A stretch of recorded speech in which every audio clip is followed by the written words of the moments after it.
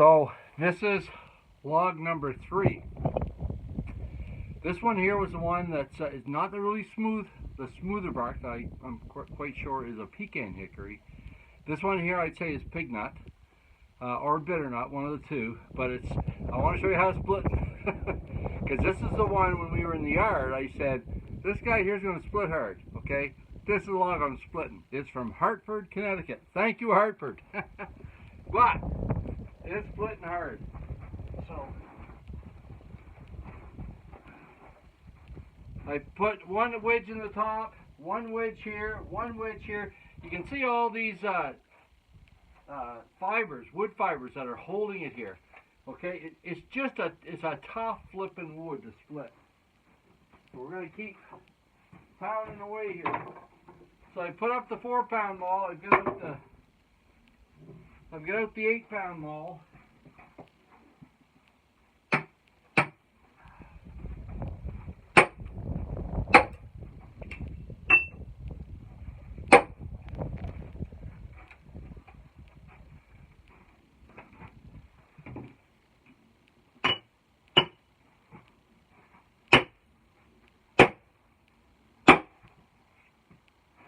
Okay, so if you wonder why I got the fiskars, this is why. There's just fibers holding onto this log the whole way down. So we're just going to sever those to get the log apart. But they're the whole way down here.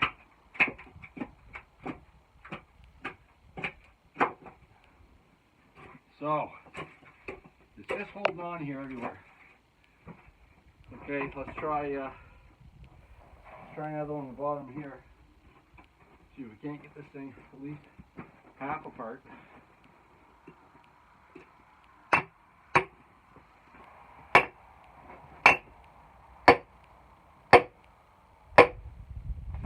Okay, so you can see it.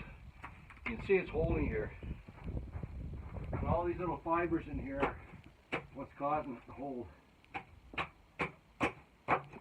So usually we can get them busted there. Come apart a little bit better. But you can see there's a whole raft of fibers here. So there. Now let's see if we can't get a piece of this off.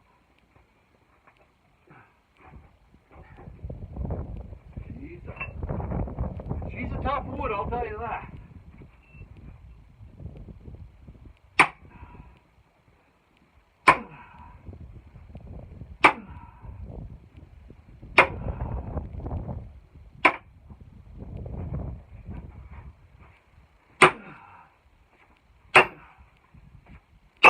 There. Now go figure. This next one come apart just like it should. Okay, so I'm trying to pull this out of here a little bit. Take a look. We need the fiskars. Actually, what I'll do is hold it there. So you can see this wood here has about almost 3 inches of sapwood, which is really what I like. And that triangle is right about where I want it. Actually, it might come in just a whisker. Right about there. And we'll see how this baby splits. Now that's falling pretty straight right now. Still straight. So one good wallop, we usually take it the whole way down.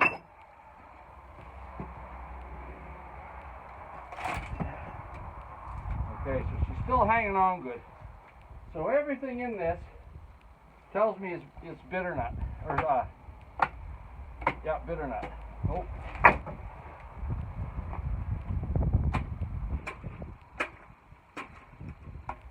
So she's holding on strong there. But despite that, look at that, nice and straight, nice and flat. So now this end here is beat up a little bit. That's where they felled it. So there's a little bit of bust in here, and you can see that split goes up here a little ways. So that may not wind up being the ideal bolt. But what I want to show you, so that's the Pignut. It's either Pignut or Bitternut, but I think it's Pignut. And this is how I'm going to stack it right here, okay? So I see there's sun on it, but I've got a little tarp there, a little felt. I'll put that over top to keep the sun off it, because that'll dry it a little bit quicker.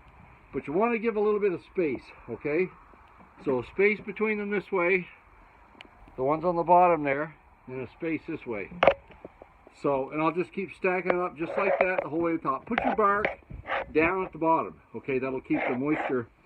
The moisture will just bother with the bark. It won't bother with the wood. You won't keep getting moisture out, moisture in, moisture out, moisture in every time you get different relative humidities outside, okay? So that's what I'm going to do.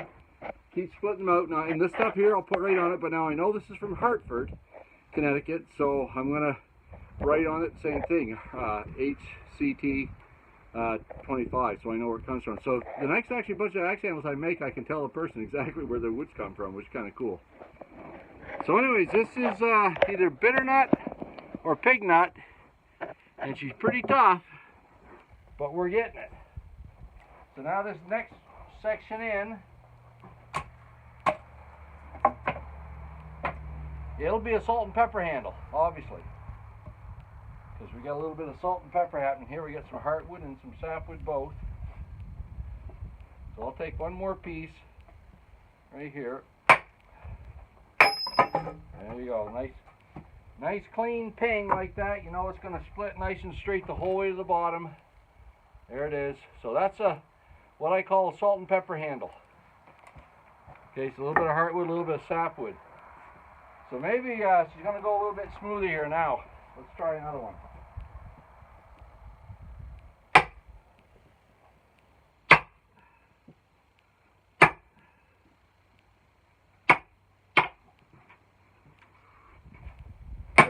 There we go. Well, not too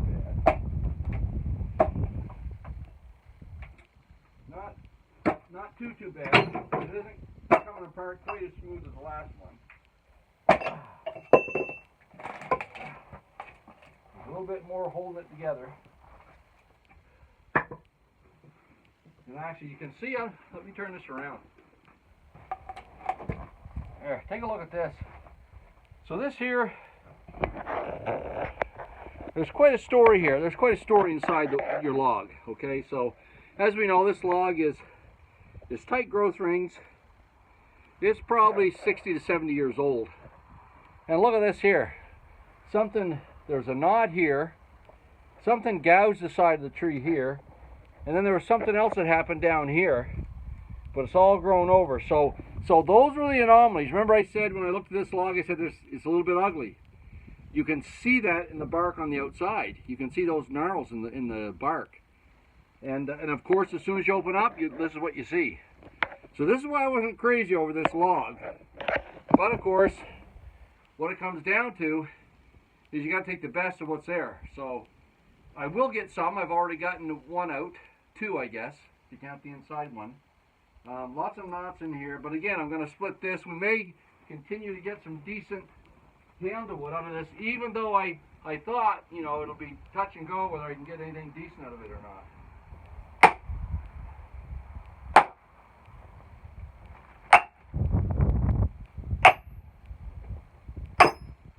Yep, beauty. There's another all white hickory handle. Like a big nut, it's hanging on for dear life.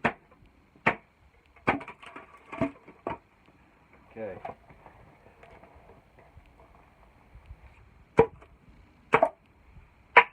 So, bolt number 2. Okay, nice and straight, nice and flat that way. So, at this stage of the game, every piece you get's a bonus. Because I've already paid for it. Okay, paid a lot of money for the wood. Not as much as the last time. I'm not complaining a bit. It was a fair price for the wood I got, so I'm not complaining a bit. But once you pay your money, you've got to get every piece of wood you can out of this wood. Okay, and that's also why I save the middle stuff and sell it for smoke wood, because it's just a little bit more income. And not only that, it's flipping phenomenal smoke wood. Hickory, some of the best in the world. So this is the second log. I've got the third one cut. As you can see, I got them all cut out here now.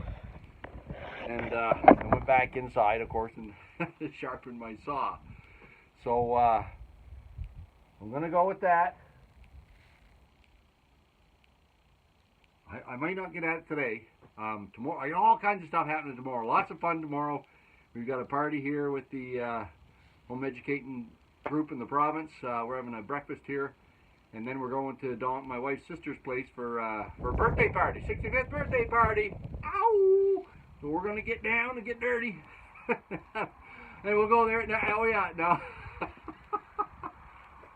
I know a lot of you guys that are watching this are my age. Okay, so I turned the big 6-0 this year, and I was worried a little bit about my ticker because my blood pressure kept going up. I was on these pills. I had this thing in my throat where I couldn't swallow, and I love lobster and steak. I love, and it wouldn't go down, so I definitely had to get that fixed. So they put a balloon down your throat, expand your esophagus, and everything's back to normal. But the doctor put me on these pills for acid reflux, and he said. So anyways, I've been on them now for, I don't know, 5 years. And he said, how long do I take these things? He said, well, the rest of your life. Not. It bothered me, but I thought, why in the heck am I taking those? Anyways, I looked at what they never tell you whenever they prescribe you a pill, they don't tell you the side effects. Well, the side effects of that pill was high blood pressure. Well, guess what? After my brother had some stents put in his heart, and when he got checked out, my blood pressure was high. Well, duh, because the other pill I'm on gives you high blood pressure. So anyways, I get on a blood pressure pill. Well, then that causes problems down below. And then I was having, of course, it all happens. This happens to us, all of us guys, as you get older. You know, things don't work as good down below. Okay. Takes a little bit longer to get rid of your water. So anyhow, they put me on a pill for that, never told me the side effects. So anyways, when I got looking at the side effects of these other two pills, man, they give you problems with other stuff. Anyhow, so when I did a bunch of research, I found out that essentially the best way to shrink this prostate of yours is by getting rid of sugars in your diet. So the old East Coast lumberjack is on a sugar fast, and I want to tell you, it is tough. One thing the kid loves, everybody always say, you like sugar? I say, yeah, sugar is one of the 4 major food groups, which it was for me for years. But I want to tell you, eating like that starts causing problems when you start getting older. So I've kicked the sugar now, and it's tough. Every time I see a piece of pie or a whoopie pie or something, holy mackerel, my mouth just waters. But everything else is turned around. My blood pressure now is back down to 120/80 or lower. No more. I'm not on my blood pressure pills anymore. My blood pressure is great. I'm not on those acid reflux pills anymore. No problem with that. And I got rid of that Tamulosin C around clown. And actually, that's coming around now too. So just saying, you know, because I know a lot of guys my age are watching this. So I'm not sure what your issue is, but you can just PM me and we'll talk about it, because I've been doing this now for about a month and a half, and it's made a world of difference. Anyhow, back to wood. So I'm going to split out the other ones. If I can get at them today, I'll try to split that third one and put that on the video as well. And then I'll show you how which I think is bitternut. Okay. Oh no, sorry. This one, the last one here, I know is pecan hickory. So I know it'll go good. For the second one that I was going to split, the pecan hickory, it's all done. So I'm not going to bore you splitting it out. But what I want to show you is the difference between the two of them. So this here, this is my stash, or what I got out of the this is out of the Pignut hickory. And if you look at a bolt of this, if you look down along the edge of it, you'll see there's lots of strips of wood. Okay. or shreds of wood where it held together really tightly, because pignut's tough. It's a tough wood. And she hangs on for dear life. You really got to beat at her to get her apart. So I've got quite a few of those out of the pignut, and they're all here. They're going to come over here to my pile, but they're not on the pile yet. So what I do have on the pile, I've got two other ones, and of course, as I mentioned before, the ones at the bottom, I'm pretty sure they're bitternut, okay? So they split clean, and like they split beautiful. So in all honesty, they split about the same as what the pecan hickory does. So this stuff here with the smooth bark on top, this is the pecan. And you can see when you look at it and look along it, you'll see that there's, the only place that it really holds on is the bark. Okay, so if you look down on the sides, it's nice and clean. You don't have any of those strips of hickory wood still holding on like we get in pignut. So again, the only thing with pecan, it usually has a lot of heartwood, so you don't get a whole lot of sapwood. So these are going to be salt and pepper handles. But if you look at it, it's nice, straight, clean wood. So pecan hickory is fun for that reason. Like, it's split straight. It's beautiful wood. It's pretty tough. Not quite as tough as pignut and shagbark, but it's not bad. But probably the biggest thing is you're always going to get that salt and pepper look to the wood. So anyhow, that's what I got out of it. I think I also got, yes I did. So the other thing I got out of this, the pecan hickory, is a bunch of these. Okay, so these are the long 3x3 squares that I'm going to use. I've got, what did I get of those? 2, 4, 6, 8, 10. I've got about 16 or so of those that are all going to be for PV handles. Okay, out of both the pignut and the pecan hickory. And I've also got, check these out, these are my yellow birch. So I did wind up getting, now, I will say, I'll show you this. So I tried splitting her out, and for the most part, today, welcome to New Brunswick. This is the last blast of winter here today. This is, whatever it is, March the 8th, I guess, today. Might be the 9th, Saturday. Anyhow, if you look at my yellow birch, you can see some of it went sideways. So I did manage to get, I've got, what did I get here? 1, 2, 3, 4, I did get 6. So I got 6 decent blocks out of it. But after that, you just take off and go wherever. So that's the only disadvantage of diffuse porous woods. Okay, ring porous woods have those rings that they can follow in your growth rings. The little vessels I talk about, looks like a Milky Way chocolate bar. Okay, or an Aero chocolate bar with all the little holes in it. That's what you get. And actually, so the wood can split pretty easily along those, which is nice because they're hollow cells. But you don't get that in the diffuse porous woods like maples and birches and stuff. So, but I did get 6 decent ones, and actually they're really nice. And then the other thing I get out of this, and kind of, well, I guess the birch is coming, but just to let you know what happened. And this is the ash, okay. And I did get 2, 4, 6. I did get 8 out of that first ash bolt. I got a few more of those to do. So it's going pretty well. I still got 5 more logs to go.